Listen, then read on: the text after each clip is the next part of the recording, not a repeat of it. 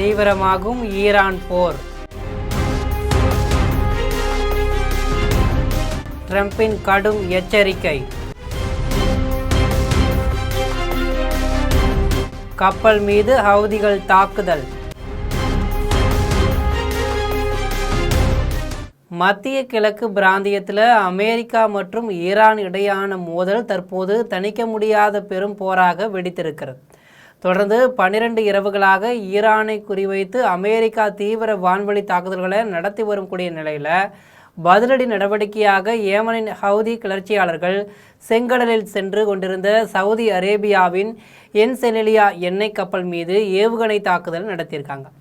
அடைமலைக்கு நடுவே கடல் நடுவே தீப்பிடித்து எரியும் கப்பலின் செயற்கைக்கோள் படங்களை நாசா வெளியிட்டு அதிர்ச்சியை ஏற்படுத்தியிருக்கு.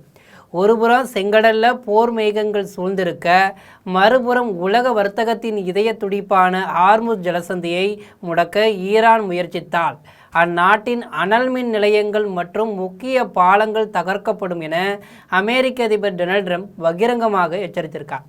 இதற்கு பதிலடி கொடுத்துள்ள ஈரான், எங்களால் எண்ணெய் விற்க முடியாவிட்டால் இந்த பிராந்தியத்தில் வேறு எந்த நாட்டையும் எண்ணெய் விற்க விடமாட்டோம் என சீறியிருக்கிறது. அணுசக்தி ஒப்பந்தங்கள், செங்கடல் முற்றுகை, உலக பொருளாதாரத்தை முடக்கும் எண்ணெய் போர் என மத்திய கிழக்கில் அடுத்து நடக்கப் போவது என்ன என்பது பற்றி முழுமையான தகவலை விரிவாக பார்க்கலாம்.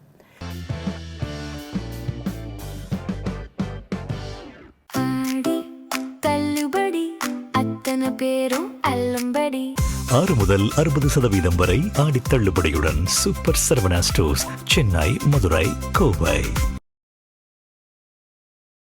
மத்திய கிழக்கு பிராந்தியத்தில் அமெரிக்காவுக்கு ஈரானுக்கு இடையிலான மோதல் இதுவரை இல்லாத அளவுக்கு உச்சகட்ட பதற்றத்தை எட்டியிருக்கு. ஈரானுக்கு எதிராக தொடர்ந்து 12 நாட்களாக அமெரிக்கா தீவிர வான்வழி தாக்குதல்களை நடத்தி வரக்கூடிய நிலையில் இந்த போர் தற்போது அண்டை நாடுகளுக்கும் வர்த்தக பாதைகளுக்கும் விரிவடைந்து உலக நாடுகளை அச்சுறுத்த தொடங்கியிருக்கு.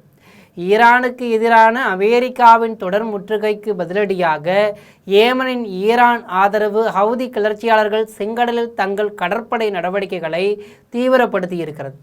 இதன் ஒரு பகுதியாக சவுதி அரேபிய கொடியுடன் இயங்கிய என்செலியா என்ற எண்ணெய் கப்பல் மீது ஹவுதிகள் சக்தி வாய்ந்த தாக்குதலை நடத்தியிருக்கு. நாசா வெளியிட்டுள்ள செயற்கைக்கோள் தரவுகளின்படி அந்த கப்பல் செங்கடலில் தீப்பிடித்து எரிவது உறுதியாகி உள்ளது. அதிர்ஷ்டவசமாக தாக்குதல்களுக்குள்ளான கப்பல்களின் பணியாளர்கள் அனைவரும் காயமின்றி தப்பியுள்ளதாக தகவல்கள் வந்திருக்கு. இதற்கிடையில் சவுதி அரேபியாவுக்கு எதிரான கடற்படை நடவடிக்கைகளை தொடர்வதிலும் முற்றுகைக்கு முற்றுகை என்ற கொள்கையில் உறுதியாக இருப்பதிலும் பின்வாங்க மாட்டோம் என்று ஹவுதி இராணுவ செய்தி தொடர்பாளர் யஹ்யா ஷாரி பகிரங்கமாக எச்சரித்திருக்கார். மறுபுறம் வணிக கப்பல்களின் பாதுகாப்பை உறுதி செய்யும் சர்வதேச சட்டங்களை இந்த தாக்குதல்கள் முற்றிலுமாக மீறுவதாக சவுதி அரேபியாவின் அரசாங்க செய்தி நிறுவனம் கடும் கண்டனம் தெரிவிச்சிருக்கு. அமெரிக்கா சவுதி அணுசக்தி ஒப்பந்தமும் உலகளாவிய கவலைகளும் ஒருபுறம் போர் சூழல் தீவிரமடைந்து வரும் வேளையில், மறுபுறம் அமெரிக்கா தொழில்நுட்பம் மற்றும் நிபுணத்துவத்தை பயன்படுத்தி சவுதி அரேபியாவில் சிவில் அணுசக்தி திட்டத்தை நிறுவுவதற்கான 30 ஆண்டுகால முக்கிய ஒப்பந்தத்தில் இரு நாடுகளும் கையெழுத்திட்டிருக்காங்க. சவுதியின் மின்சார தேவைகளை பூர்த்தி செய்து அதன் மூலம் ஏற்றுமதிக்கான எண்ணெய் விநியோகத்தை அதிகரிப்பதே இந்த ஒப்பந்தத்தின் பிரதான நோக்கமாகும். அமெரிக்கா எரிசக்தி துறை செயலாளர் வெளியிட்டுள்ள அறிக்கையின்படி சவுதி பட்டத்து இளவரசர் முகமது பின் சல்மானின் பொருளாதார திட்டத்திற்கு இது பெரிதும் உதவும் என்று தெரிவிக்கப்பட்டிருக்கு. இருப்பினும் இந்த ஒப்பந்தம் சவுதி அரேபியாவை யுரேனியம் செறிவூட்டும் பாதைக்கு இட்டுச் சென்று மத்திய கிழக்கில் அணு ஆயுத பெருக்கத்திற்கு வழிவகுத்து விடுமா என்ற அச்சா உலக நாடுகளிடையே எழுந்திருக்கு. இஸ்ரேலை தவிர்த்த பிற மத்திய கிழக்கு நாடுகள் அணு ஆயுதங்களை அடைவதை தடுப்பதே தங்கள் நோக்கம் என்று அமெரிக்க வெளிவிவகார அமைச்சர் மார்கோ ரூபியோ விளக்கமளித்தாலும், முந்தைய ஐக்கிய அரபு அமீரக ஒப்பந்தத்தில் இடம்பெற்றிருந்த கடுமையான தங்க தரநிலை பாதுகாப்பு நெறிமுறைகள் இந்த சவுதி ஒப்பந்தத்தில் இல்லை என்று நிபுணர்கள் தீவிர கவலை தெரிவித்துள்ளனர்.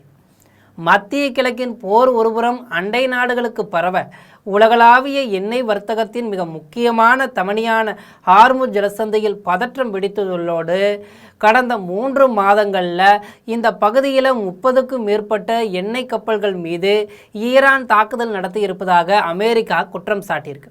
இந்நிலையில் ஹார்முஸ் ஜலசந்தியில் கப்பல்கள் மீது ராக்கெட் ஏவுகணை அல்லது ட்ரோன் தாக்குதல்கள் நடத்தப்பட்டால் ஈரானின் பாலங்கள் மற்றும் அனல்மின் நிலையங்கள் மீதும் தெஹ்ரானில் உள்ள முக்கிய கட்டமைப்புகள் மீதும் அமெரிக்கா கடுமையான பதிலடி தாக்குதல்களை தொடுக்கும் என அமெரிக்க அதிபர் டொனால்ட் ட்ரம்ப் ட்ரூத் சமூக வலைதளம் மூலமாக கடுமையான எச்சரிக்கை விடுத்திருக்கார்.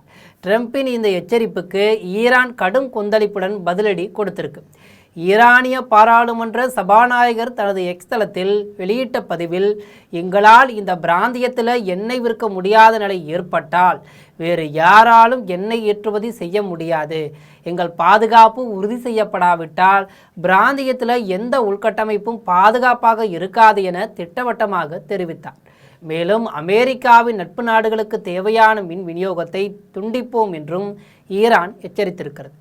உலக எண்ணெய் வர்த்தகத்தில் சுமார் 20% ஹார்முஸ் ஜலசந்தி வழியே தான் நடக்குது. எனவே அங்கு ஏற்பட்டுள்ள இந்த நேரடி மோதல் போக்கு சர்வதேச சந்தையில் பெரும் பொருளாதார தாக்கத்தையும் விலையேற்றத்தையும் ஏற்படுத்தும் அபாயத்தை உருவாக்கியிருக்கு. இதனால் உலக நாடுகள் அனைத்தும் இப்பகுதியில் நிலவும் சூழலை மிகுந்த எச்சரிக்கையுடன் கவனித்து வருகின்றன.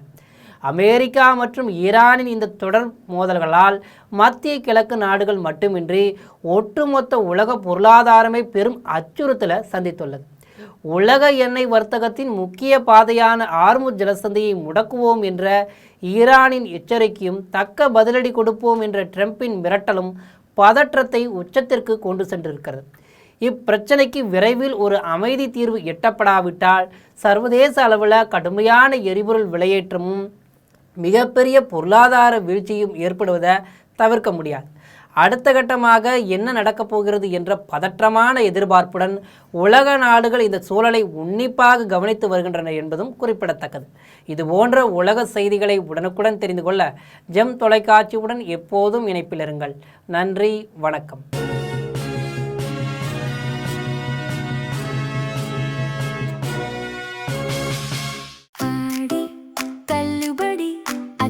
பேரும் அல்லும்படி 6 முதல் 60% வரை ஆடி தள்ளுபடியுடன் சூப்பர் சரவணா ஸ்டோர்ஸ், சென்னை, மதுரை, கோவை.